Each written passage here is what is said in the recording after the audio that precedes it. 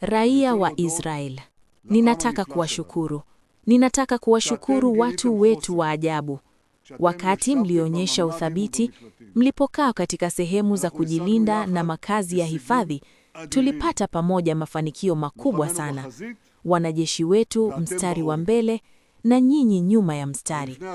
Lakini kabla ya yote, naomba tuinamishe vichwa vyetu kwa heshima kwa wapendwa wetu waliopoteza maisha katika mapambano haya. Tuwakumbatie familia zilizofiwa na kuwatakia kwa niaba yenu nyote uponaji wa haraka majeruhi wetu. Ndugu zangu, dada zangu, taifa la Israel limepata mafanikio makubwa sana. Mafanikio ambayo hadi hivi karibuni yalionekana kuwa ya kufikirika kabisa. Iran ni dhaifu kuliko wakati wowote, Israel ni imara kuliko ilivyowahi kuwa. Hiyo ndiyo hitimisho la mapambano haya hadi sasa. Na nasema bado tuna malengo ya kukamilisha. Na tutayafikia ama kwa makubaliano au kwa kuanza tena vita, kwa sababu tuko tayari kurejea vitani wakati wowote utakapohitajika. Kidole kiko kwenye kichocheo kama mnavyojua. Usiku wa leo umeanza kutumika kusitishwa kwa muda kwa mapigano kwa wiki 2 kati ya Marekani na Iran kwa uratibu kamili na Israel. Hawakutushangaza dakika ya mwisho. Sasa nataka kusisitiza, hii si mwisho wa mapambano. Hii ni hatua njiani kuelekea kufikia malengo yetu yote. Iran inaingia katika mazungumzo haya ikiwa imepigwa na ikiwa dhaifu kuliko wakati wowote. Imeahidi kufungua mlango wa Hormuz baada ya kuacha masharti yote ya awali. Imeacha madai ya kuondoa vikwazo, kupokea fidia, kumaliza vita kabisa na pia kusitisha mapigano Lebanon. Wakati Iran ni dhaifu kuliko wakati wowote, Israeli ni imara kuliko ilivyowahi kuwa. Wiki 6 zilizopita, kwa mara ya kwanza katika historia, tuliingia vitani bega kwa bega na rafiki yangu Rais Trump na mshirika wetu mkubwa, Marekani.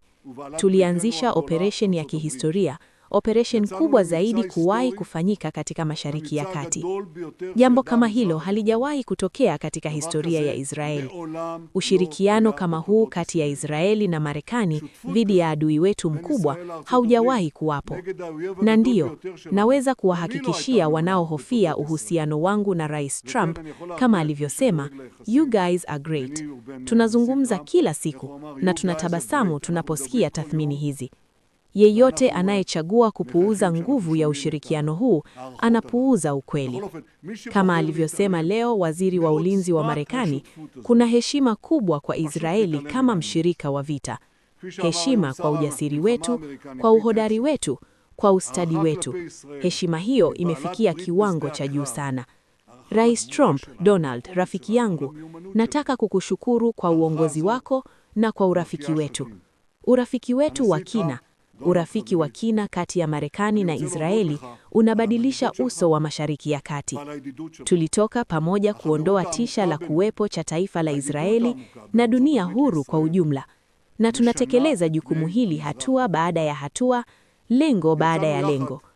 Kama singekuwa tumechukua hatua, Iran ingekuwa tayari na silaha za nyuklia na maelfu ya makombole ya kuharibu Israeli na kutisha uwepo wetu. Tumeondoa tisha hilo mara 2. Tumeirudisha nyuma serikali ya ugahadi ya Iran kwa miaka. Tumeitikisa misingi yake. Tumefanikisha nini hadi sasa? Tumeharibu kabisa mfumo wa uzalishaji wa makombole wa Iran. Sio tu kwamba tuliharibu makombole yaliyokuwepo, tuliharibu viwanda vinavyovizalisha. Iran sasa inatumia kilichobaki na akiba hiyo inapungua bila kuzalishwa jipya. Tumepiga kwa nguvu mpango wa nyuklia wa Iran.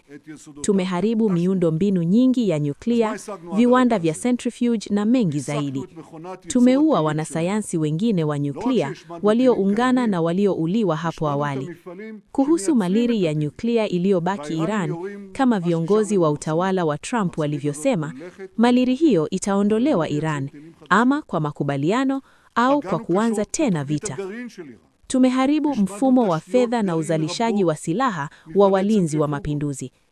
Tumeharibu viwanda vya chuma, petrokemikali, uzalishaji wa silaha, mawasiliano na reli za kusafirisha wanajeshi na silaha. Tumeharibu miundombinu ya kijeshi, jeshi la maji, ndege nyingi, vituo vya makombole na makao makuu. Tumepiga kwa nguvu mfumo wa ukamizaji wa utawala. Tumeua maelfu ya wanachama wake na kuthibitisha tunaweza kuwafikia. Hakuna mahali pa kujificha. Tumeondoa viongozi wa juu wa utawala, kuanzia kwa kiongozi wao hadi makamanda wa walinzi wa mapinduzi. Kutokana na uthabiti na nguvu ya Israeli, tunajenga sasa muungano mpya na nchi za kando hii. Nilisisitiza kuwa kusitishwa kwa muda na Iran haitahusisha Hezbollah, na tunaendelea kuipiga kwa nguvu. Todo, tuliipiga Hezbollah pigo kubwa zaidi tangu shambulio la vifaa vya mawasiliano. Tulishambulia malengo 100 ndani ya dakika 10 katika maeneo walioamini ni salama. Wakazi wa kaskazini, tumejithuru kurejesha usalama wenu. Tumejenga maeneo ya usalama nje ya mipaka yetu, Lebanon, Syria na Gaza. Hapo tunadhibiti zaidi ya nusu ya eneo na kuizingura Hamas kutoka pande zote. Raia wa Israel, yeyote anayepuuza mafanikio makubwa ya taifa la Israeli na jeshi lake, ama hajui anachosema ama ana ajenda nyingine. Ukweli ni kwamba kama nilivyowaahidini sinzo mwanzo wa vita, tumebadilisha kwa kiasi kikubwa uso wa Mashariki ya Kati kwa faida ya Israeli. Na tutaendelea kufanya hivyo kwa sababu sisi ndio tunaoongoza, sisi ndio tunaopigana, na kwa msaada wa Mungu sisi ndio tutakaoshinda. Idhi yenu ya imani, idhi yenu ya umoja wa Israeli.